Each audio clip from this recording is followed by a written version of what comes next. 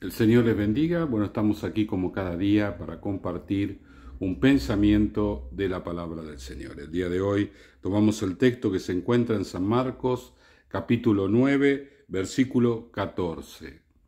San Marcos, capítulo 9, versículo 14.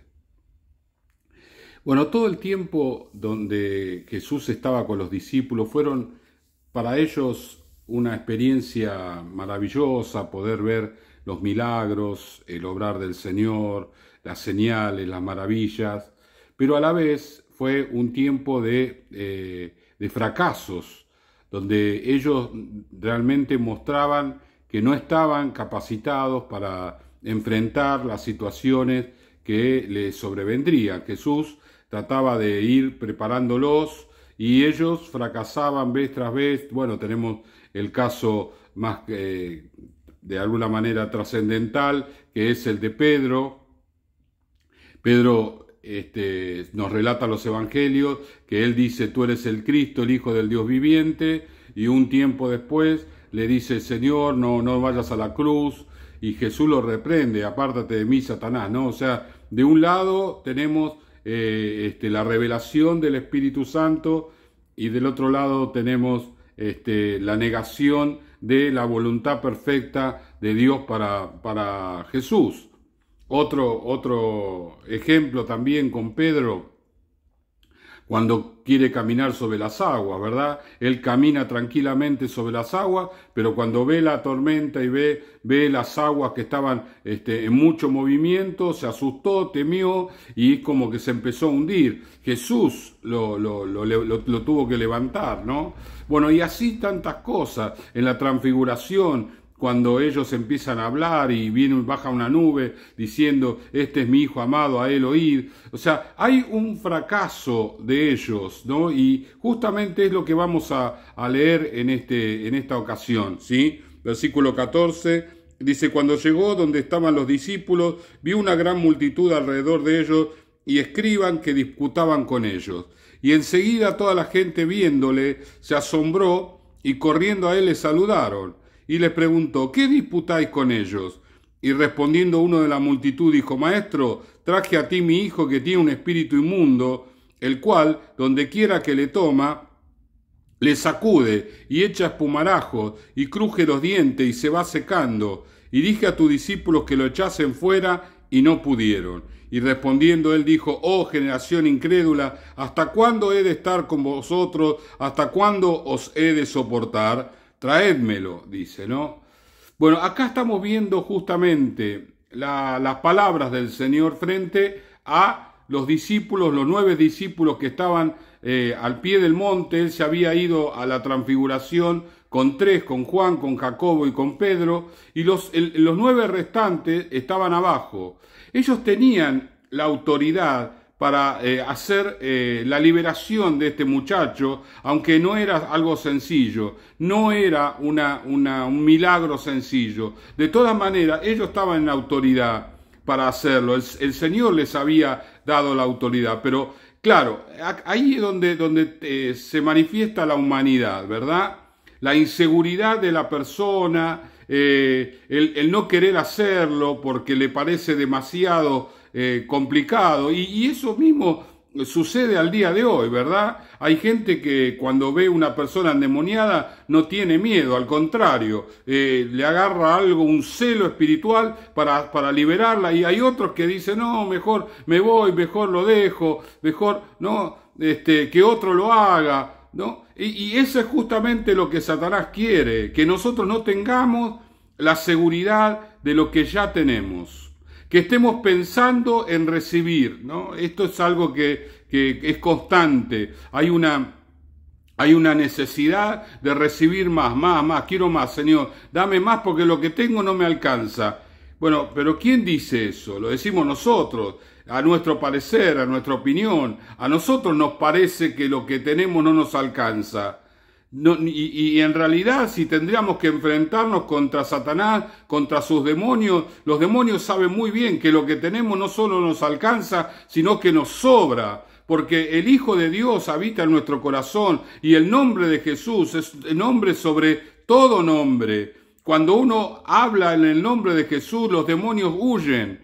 Cuando oramos por nuestra casa reprendiendo en el nombre de Jesús, los demonios no toleran el nombre de Jesús, huyen.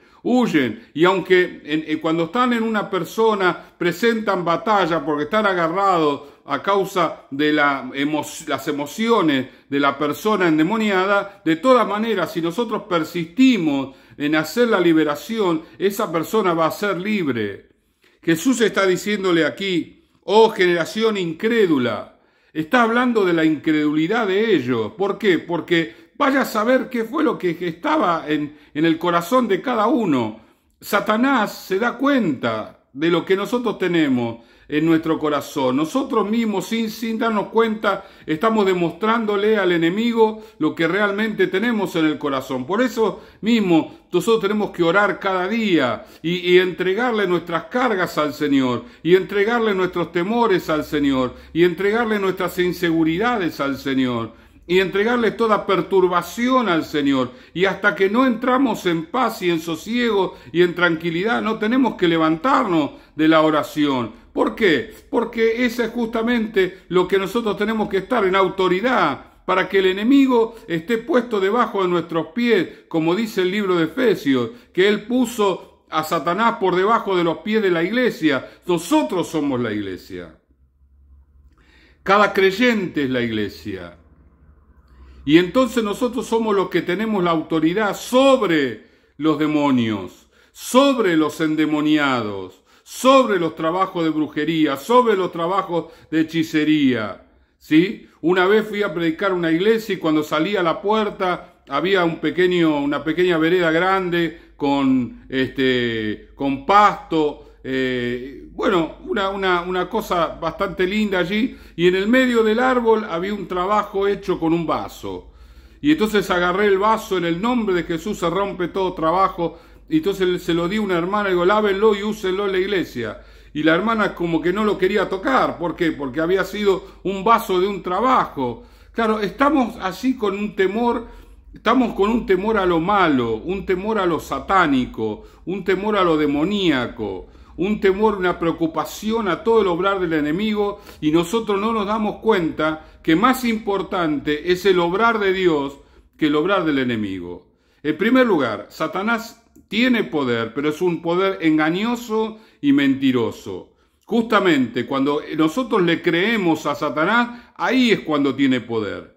Cuando nosotros no le creemos a Satanás, él no tiene poder, porque en sí mismo ya no tiene poder, es un ángel caído, es un espíritu mentiroso, y entonces lo que hace es seducir a las personas que no tienen al Señor, para que estas personas produzcan un pensamiento, y una vez que todo el mundo tiene ese pensamiento, ahí cobra fuerza Satanás, cuando todos piensan lo que él quiere que piense, ¿sí? Y que el hombre peque.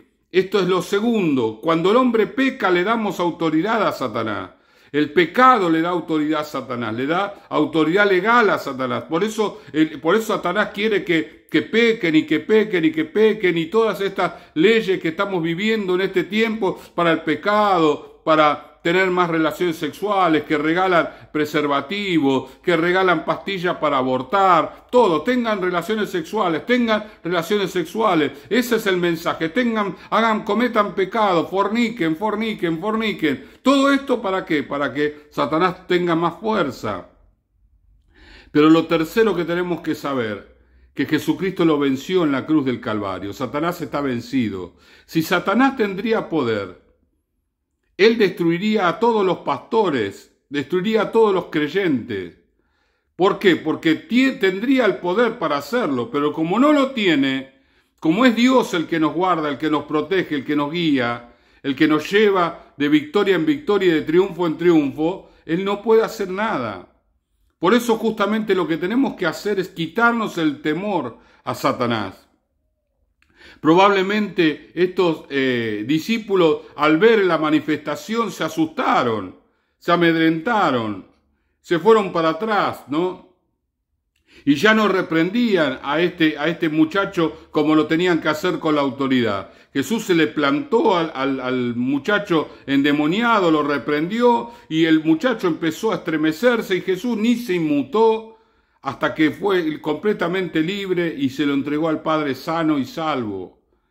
Mis hermanos queridos, nosotros tenemos que tener la seguridad de que el Señor está con nosotros. Y si nos pasa como les pasa a los discípulos que fracasaron, nos levantamos de nuevo y empezamos de nuevo.